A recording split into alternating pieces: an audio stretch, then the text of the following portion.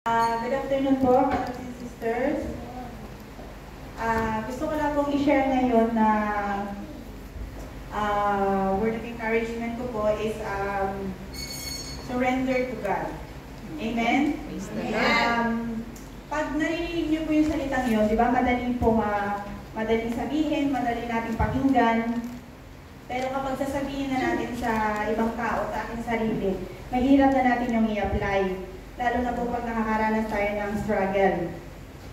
Amen?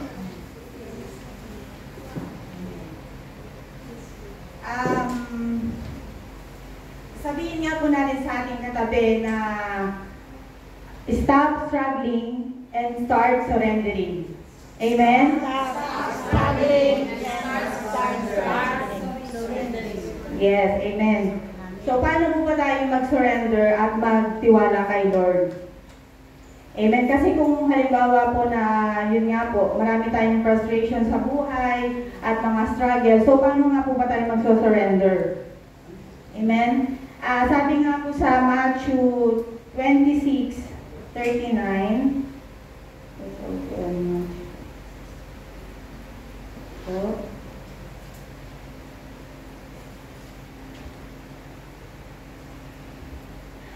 Going a little farther, he fell with his face to the ground and prayed, "My Father, if it is possible, may this cup be taken from me, yet not as I will, but as you will." Amen? So, yung pag-surrender po natin is katulad din po ito na sinasabi na, Lord, let your will be done. Amen? Na bahala na si Lord, na magtiwala po tayo sa Kanya, na ibigay na po natin sa Kanya lahat.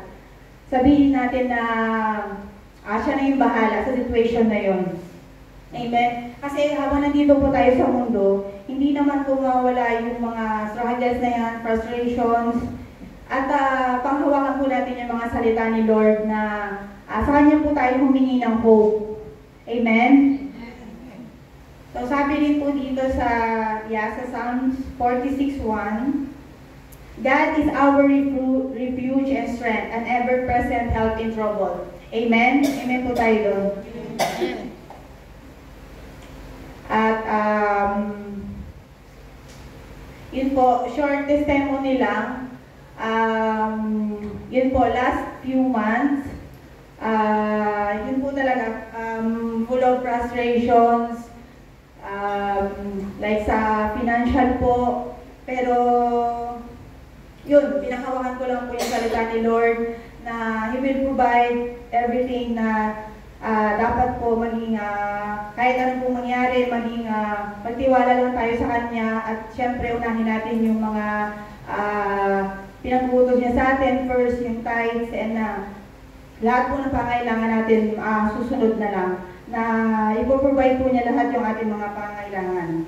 At pinarealize din po sa akin ni Lord na yung mga challenge po natin na huwag tayong mag-fix doon.